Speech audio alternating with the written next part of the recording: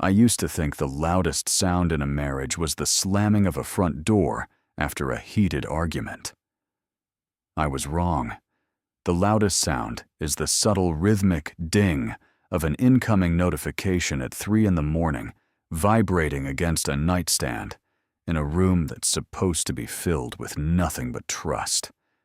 Have you ever had that cold, hollow pit form in your stomach before you even had a reason to be suspicious? That primal instinct that screams something is wrong while your logical mind is busy making excuses. If you've ever felt that chilling disconnect between the person you love and the person they've become, drop a comment below. I need to know I'm not the only one who has sat in the dark, staring at a ceiling, wondering when the person sleeping next to me turned into a total stranger. Before we get into the wreckage of what used to be my life, please hit that subscribe button. It helps me keep sharing these truths with you. My name is Everett. For 7 years, I thought I was living the American dream. I had a solid career as a systems security analyst, a cozy home in the suburbs of Raleigh, and a wife, Blair, who was the envy of every man in our social circle. She was sharp, successful in high-end real estate, and possessed a laugh that could light up the gloomiest room. We were the power couple. At least that's the script I was reading from. Our life was a collection of curated moments. Sunday brunches at that overpriced bistro downtown, weekend trips to the coast, and shared dreams about the future. I worked hard to provide a life where she never had to worry. I took pride in being the provider, the rock, the man who handled the boring stuff, the mortgage, the car, maintenance, the long-term investments, so she could shine. I didn't mind. I loved her. Or rather, I loved the version of her she allowed me to see. The shift was gradual. It started with the late nights at the office and the urgent client meetings that always seemed to happen on Thursday evenings. Blair started coming home smelling of expensive gin and a cologne that definitely wasn't mine. When I'd ask how her day was, she'd give me these clipped one-word answers, her eyes never leaving her phone screen. The warmth was gone, replaced by a clinical politeness that felt like ice water in my veins. The breaking point came on a Tuesday night. Blair had fallen asleep on the sofa, her iPad discarded on the coffee table. She had forgotten to close the SmartSync feature. I was about to plug it in for her when a notification popped up. It wasn't an email from a client. It was a message from a group chat titled, "The Real Queens." I shouldn't have looked. I know that. But the name that sent the message caught my eye, Caden. He was her newest colleague, a guy she'd described as talented, but a bit of a frat boy. The message read, "Does the ATM know you're out with a real man tonight, or is he still busy counting his spreadsheets? The ATM." That was me. My heart didn't just break. It felt like it had been put through a paper shredder. I felt my hands go numb as I scrolled up my thumb, trembling so violently I nearly dropped the device. This wasn't just a group chat about work gossip. It was a digital coliseum where my dignity was the main attraction. The members were Blair, her 2 best friends, Tinsley and Savannah, and Caden. As I read, the world around me began to dissolve. They had been at this for months. Hundreds, maybe thousands of messages. They shared screenshots of my romantic texts to her, the ones where I told her how proud I was of her, or how much I missed her. They'd dissect them, mocking my weakness and my desperate need for affection. Tinsley had replied to one of my "I love you" texts with a laughing emoji saying, "Ugh, imagine being married to a wet blanket like Everett." "Blair, how do you keep a face when he touches you?" Blair's response was a knife to the throat. I just close my eyes and think about Caden's loft. It's a small price to pay for the lifestyle, right? He's so predictable, it's almost sad. He actually thinks we're trying for a baby. God, imagine having a kid with a guy who wears cargo shorts unironically. I sat there in the silence of our living room, the blue light of the iPad, reflecting in my eyes, feeling my entire reality warp. The woman snoring softly 10 feet away wasn't my wife. She was a predator who viewed my love as a commodity and my personality as a joke. But it got worse. The chat was a treasure trove of mutual betrayal. It wasn't just Blair. Savannah and Tinsley were using each other as alibis for their own flings. They'd coordinate girls' nights that were actually hotel stays. They'd brag about how they managed to guilt-trip their husbands into buying them jewelry after they'd spent the afternoon with other men. It was a sisterhood of deceit, and Caden was their mascot, the man who validated their cruelty. Caden had posted a photo from that afternoon. It was a selfie of him and Blair in the back of an Uber. She was wearing the necklace I'd bought her for our anniversary, her head on his shoulder laughing. The caption was, "Office hours are much better when the boss's wife is on the clock." Blair had replied, "Can't wait for Thursday. Tell the team I'm scouting properties in the Highlands. Everett already offered to cook dinner. I told him not to wait up." A wave of nausea hit me so hard I had to lean over the coffee table. I thought about all the times I'd stayed up late warming up a plate of food for her, thinking she was exhausted from work. I thought about the time I'd apologized for bothering her with a phone call while she was supposedly in a meeting, when in reality she was probably laughing at me while Caden held the phone. I am a security analyst. My job is to find vulnerabilities. I spend my days looking for the cracks in systems that people think are impenetrable. And as I sat there, the shock began to morph into something else. Something cold. Something clinical. I didn't wake her up. I didn't scream. I didn't pack a bag and leave in the middle of the night like a character in a movie. If I did that, she'd win. She'd spin the narrative, call me unstable, and her friends would help her bury me in the divorce. No, I needed every single word, every photo, every timestamp. I walked over to my home office and grabbed my encrypted external drive. My movements were slow, deliberate. I felt like I was operating someone else's body. I connected the iPad to my workstation. Since her iCloud was synced, and she'd never bothered to update her security protocols, ironic considering who she married. It took me less than 10 minutes to initiate a full backup of the device's data, including the hidden folders and deleted caches. I watched the progress bar crawl across the screen. 10%, 30%, 60%.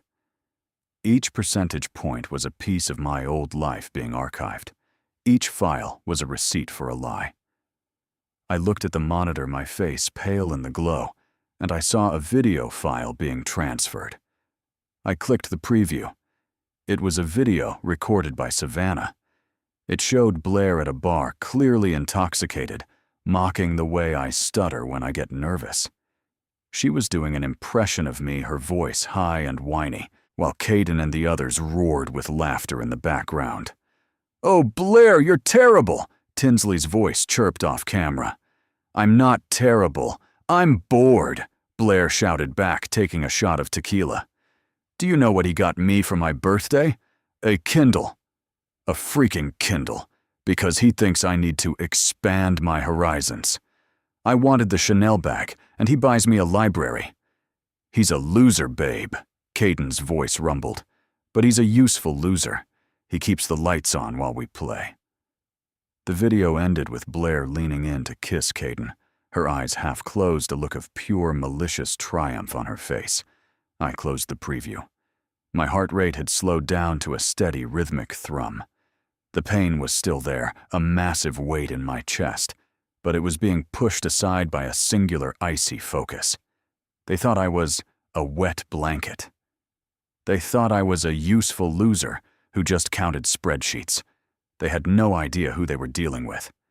They saw the ATM, but they forgot that the man who builds the system also knows how to crash it. I waited until the transfer reached 100%. I safely ejected the drive and tucked it into the hidden compartment of my laptop bag. I disconnected the iPad and walked back to the living room. Blair shifted in her sleep, her hair splayed across the silk pillowcase I'd bought her, because she said the cotton ones caused split ends. She looked so innocent, so fragile. It was a masterpiece of acting. I carefully placed the iPad back on the coffee table exactly where she'd left it, making sure the charging cable was angled at the same degree. I walked to the kitchen and poured myself a glass of water. My hand was steady now. I looked out the window at the dark street, the streetlights casting long, distorted shadows across the lawn. I wasn't just going to leave her. Leaving was too easy. And I wasn't just going to tell her I knew. If I did that, she'd have time to delete things, to coordinate her lies with Savannah and Tinsley, to make me look like the villain. I thought about Mr. Sinclair Blair's father. He was a man of the old school, a retired military officer, who prized honor above all else. He adored me. He'd often told me I was the son he never had, the man who finally brought stability to his wild daughter. He was the one who had helped us with the down payment on the house, under the condition that we'd build a legacy family. I thought about Maverick, Savannah's husband. He was a local contractor, a guy's guy who worked 12-hour days in the sun to provide for a woman who spent his money on hotel rooms with strangers. Maverick was a good man, a loud man, a man who didn't take kindly to being made a fool of. The pieces were all there. The inner circle thought they were invisible because they were whispering in the dark. They didn't realize I was the one who controlled the lights. I didn't sleep that night. I sat in my office, the door locked, and began to organize the data. I created folders. I labeled them.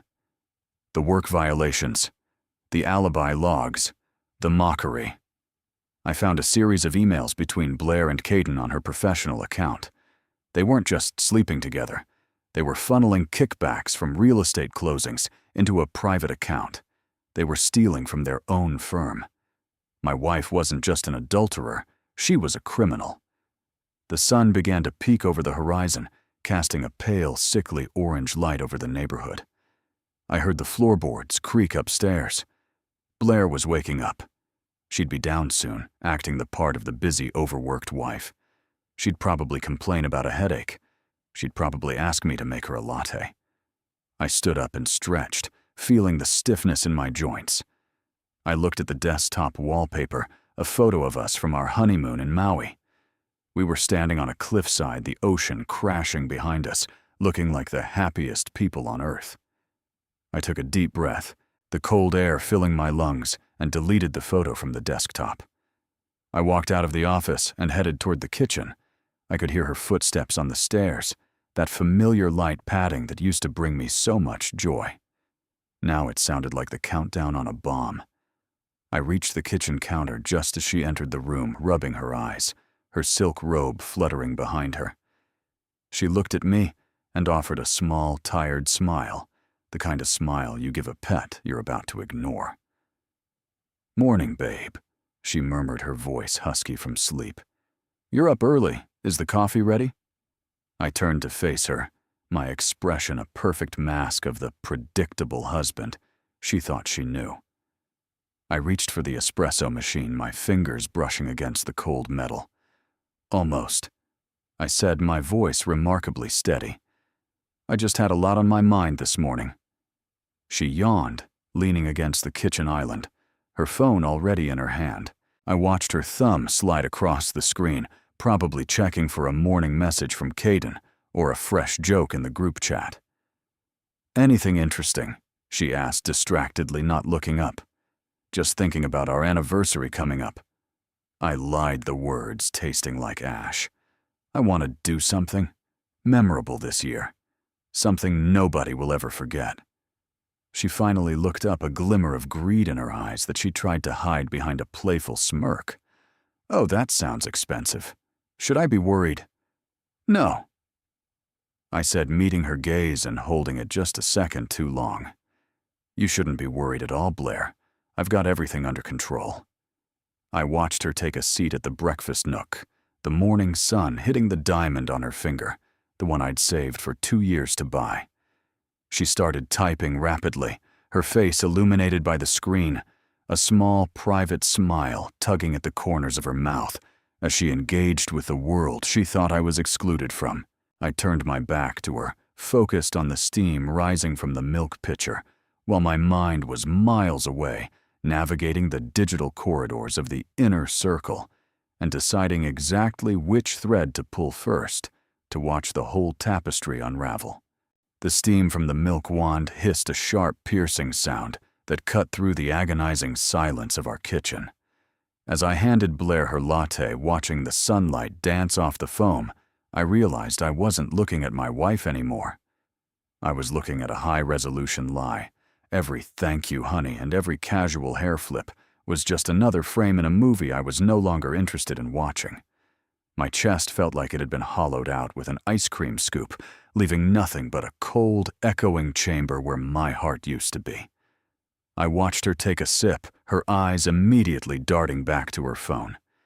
She was probably sharing a play-by-play of our morning with her coven of vipers.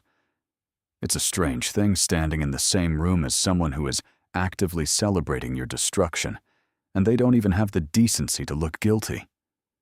I leaned against the counter, sipping my own black coffee bitter, just like the reality I was swallowing, and decided right then that I was done being the victim.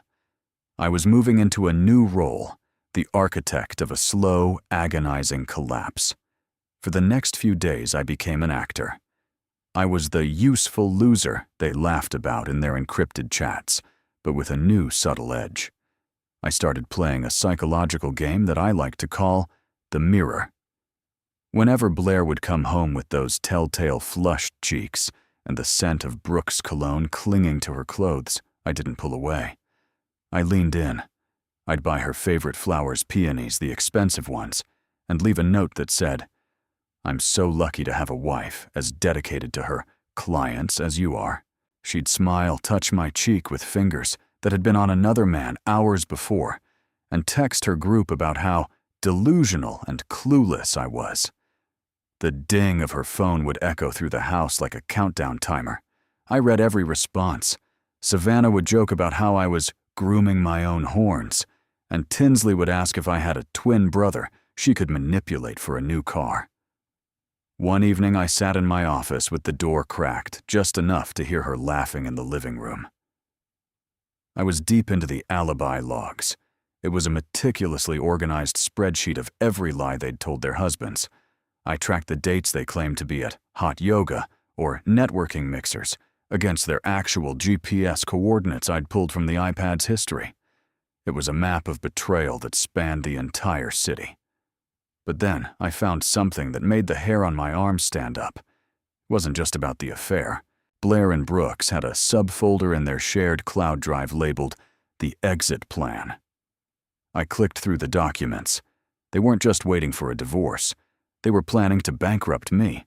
They had been documenting every gift I gave her, every home improvement I paid for, and they were drafting a narrative that I was financially abusive to ensure she'd walk away with the house and a massive chunk of my retirement savings.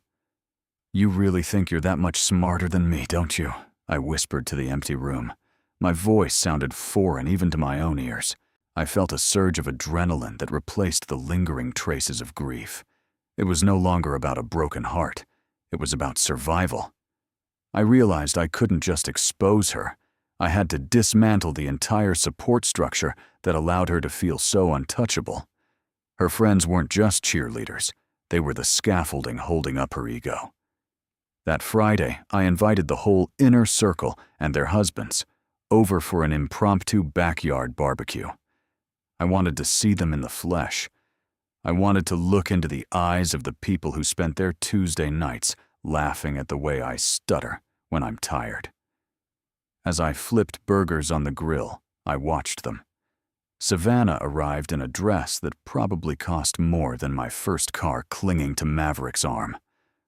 Maverick, a guy who looked like he could bench press a truck, shook my hand with a grip that nearly crushed my knuckles. He was a good man, a hard-working man, and he had no idea that his wife was currently texting Blair about how sweaty and gross he looked in his work boots. Tinsley and her husband, a quiet guy who seemed to disappear into the background, arrived shortly after. And then came Brooks. Blair had the audacity to invite him as her work partner to help discuss a big closing. The tension in my chest was so tight, I thought a rib might snap. Seeing Brooks in my home drinking my beer and glancing at my wife with that possessive, arrogant smirk. It was a test of my sanity. He stood near the fire pit, regaling everyone with stories of his hustle, while Blair stood just a little too close to him, her laughter a pitch too high, a second too long. I stood there, tongs in hand, the smoke from the grill stinging my eyes, and I felt a bizarre sense of clarity. It was like I was watching a play from the wings. I knew everyone's lines better than they did. I knew that Tinsley had a burner phone in her purse. I knew that Savannah was planning to lose her keys later, so Brooks could drop her off. "Everything okay, Everett?" Maverick asked, walking over to grab a beer from the cooler. He looked at me with genuine concern. "You look a little spaced out, man. Work giving you a hard time?" I looked at him, really looked at him. I saw the exhaustion in the lines around his eyes, the calluses on his hands, and the honest, uncomplicated love he had for a woman who didn't exist. For a split second, I felt a wave of guilt. I was about to blow up his world, too. But then I remembered the group chat. I remembered Savannah's message. Maverick is so stupid I could tell him I'm going to Vegas for charity, and he'd pack my bags for me. "I'm fine, Maverick," I said, my voice steady, just realizing that some things are a lot more expensive than they look on the surface. He laughed, patting me on the back. "Tell me about it. But hey, we work hard so they can have the best, right?" I smiled back, but there was no warmth in it. Right. The very best.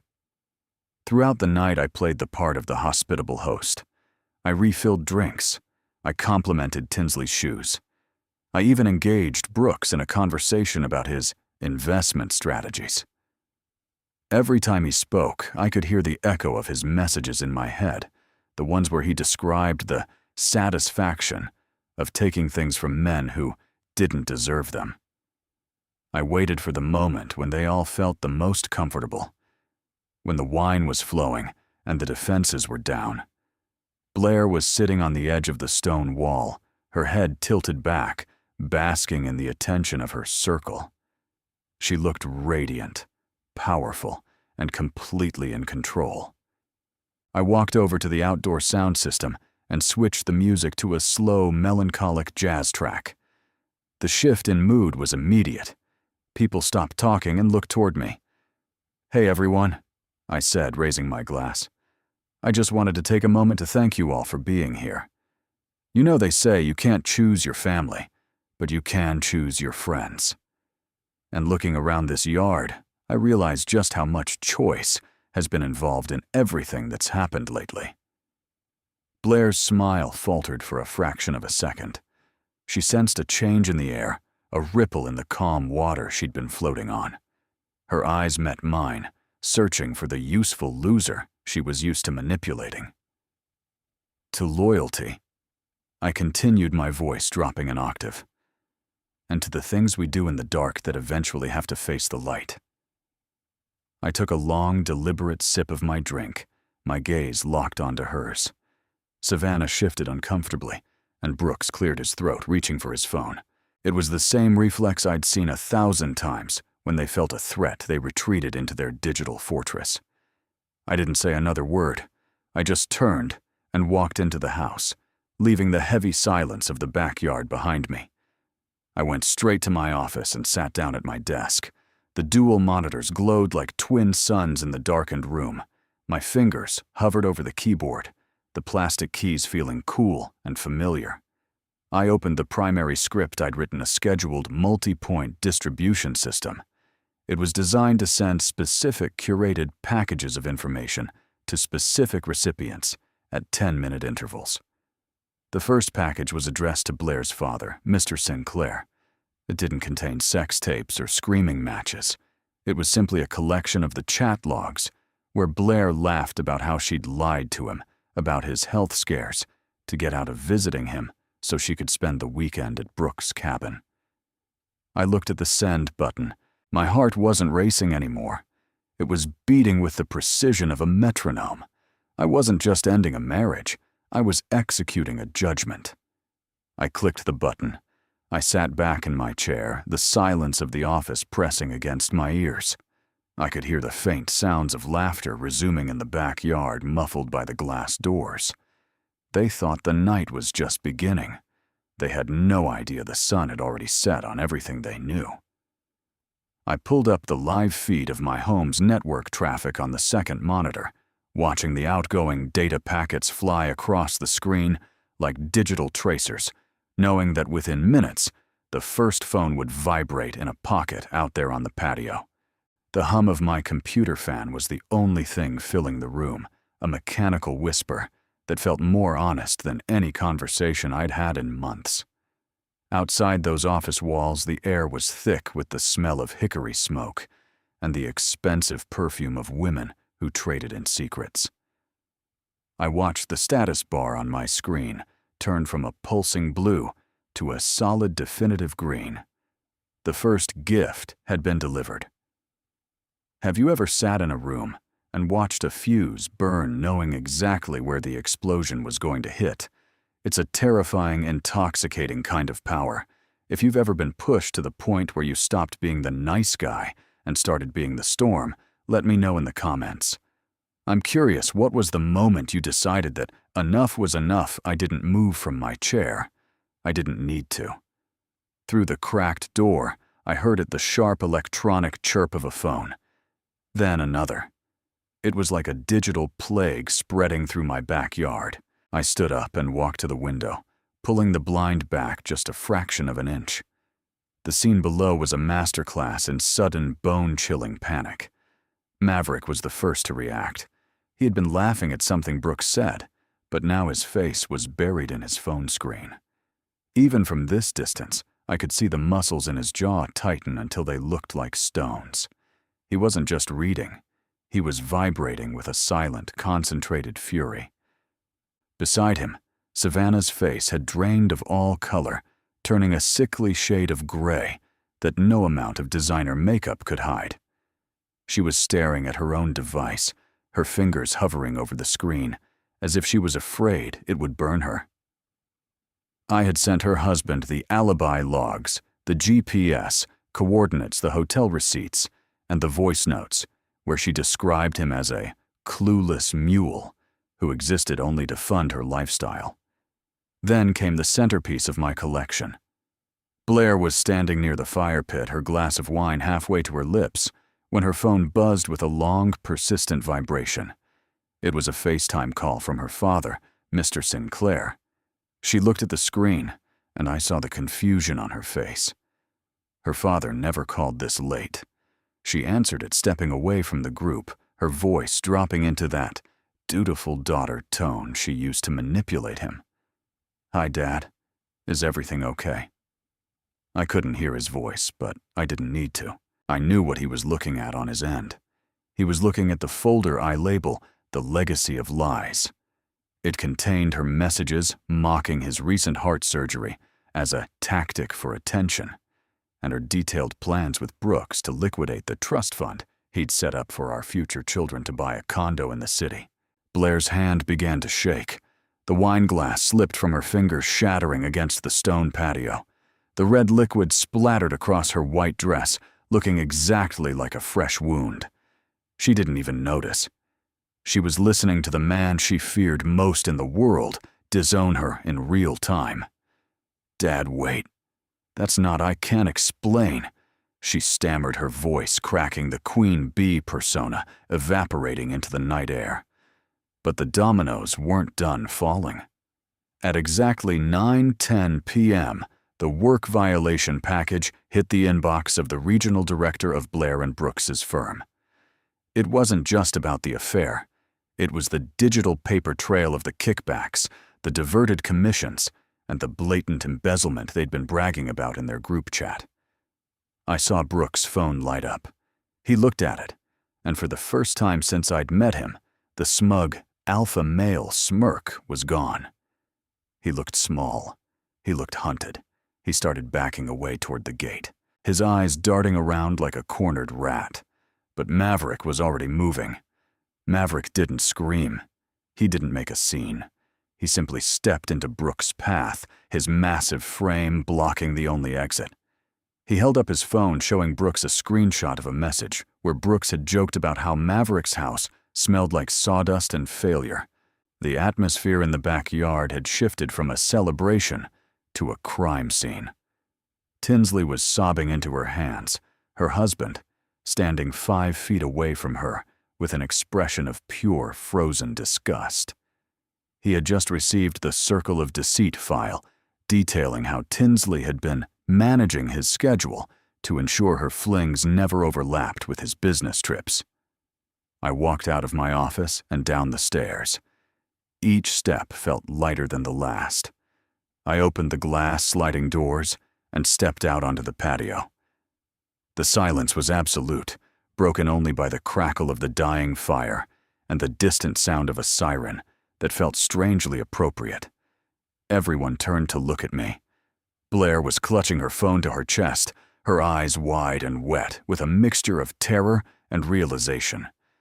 She looked at me, searching for the useful loser, the predictable ATM, the man who was supposed to be in the kitchen making coffee while she plotted his ruin.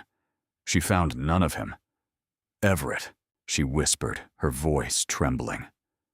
"What did you do?" I walked over to the grill and picked up the tongs I'd left there earlier. I turned off the gas, the small flame flickering out.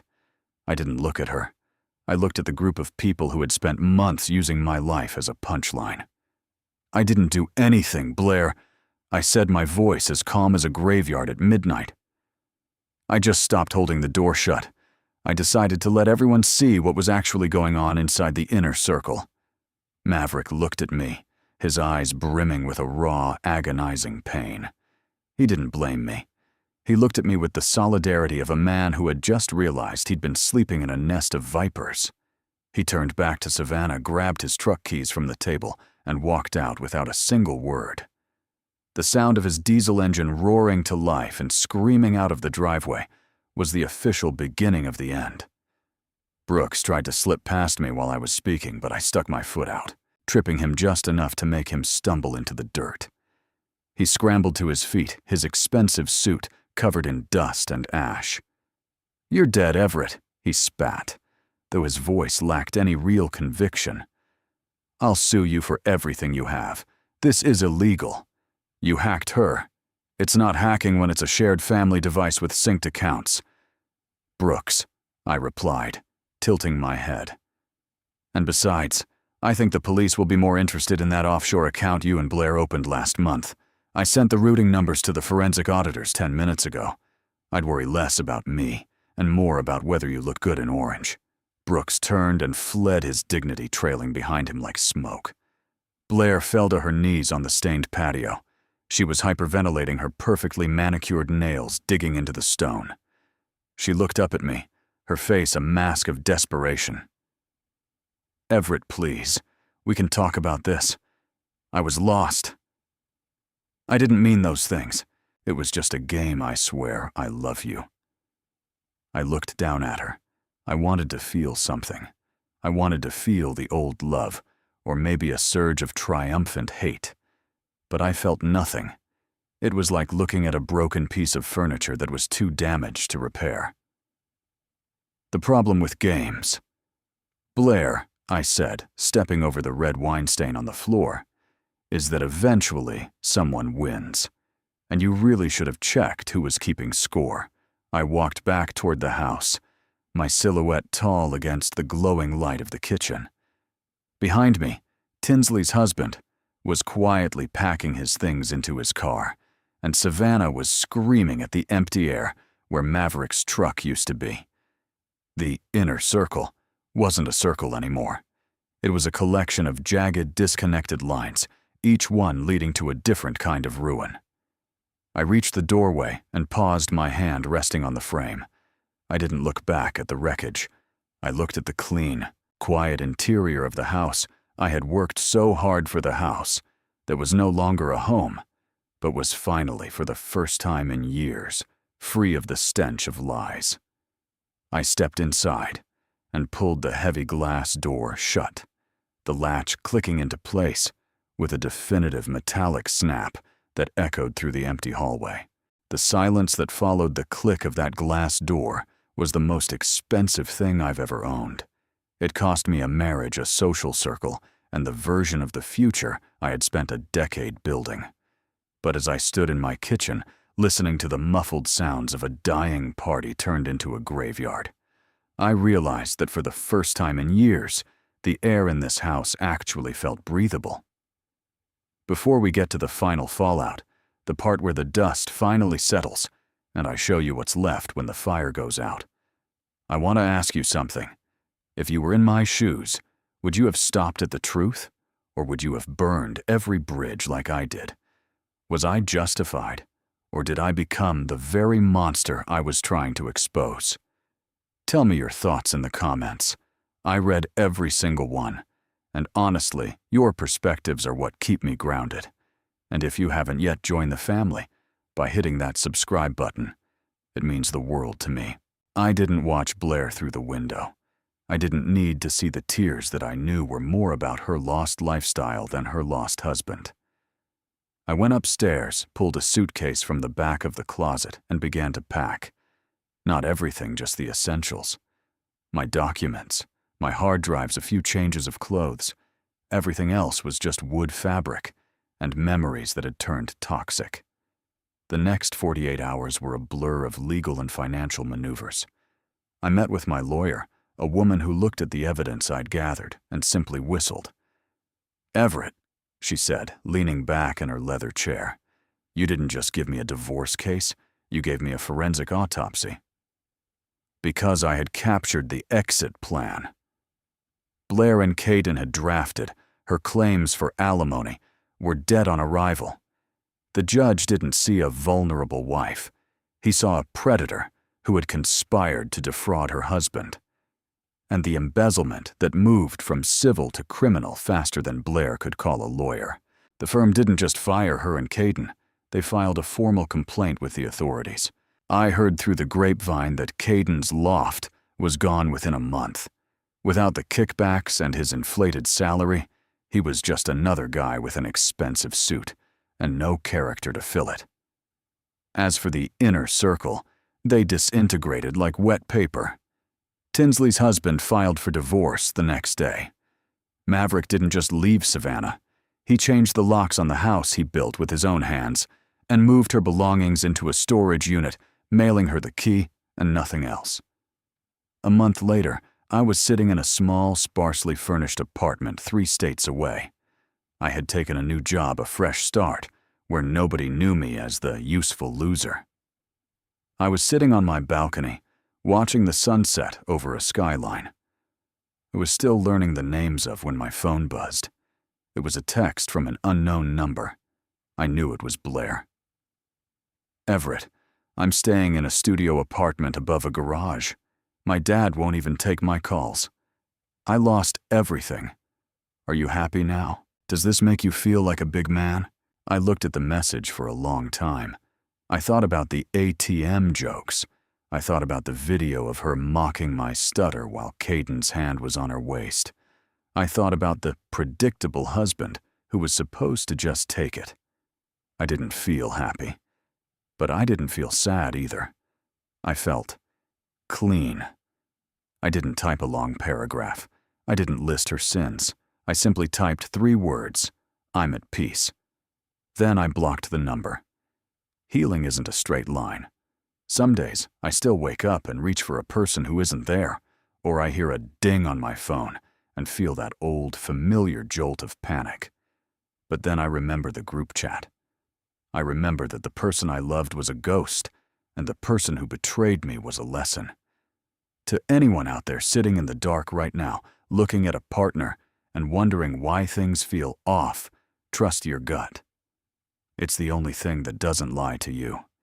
You might lose the house, you might lose the friends, and you might have to rebuild your entire world from the ground up. But I promise you, the view from the top of that mountain is a hell of a lot better than the view from inside a cage of lies. I stood up from my chair, the evening breeze chilling the back of my neck. I walked back inside my new home, leaving the phone on the table, and for the first time in a decade, I didn't check for messages before I turned out the lights.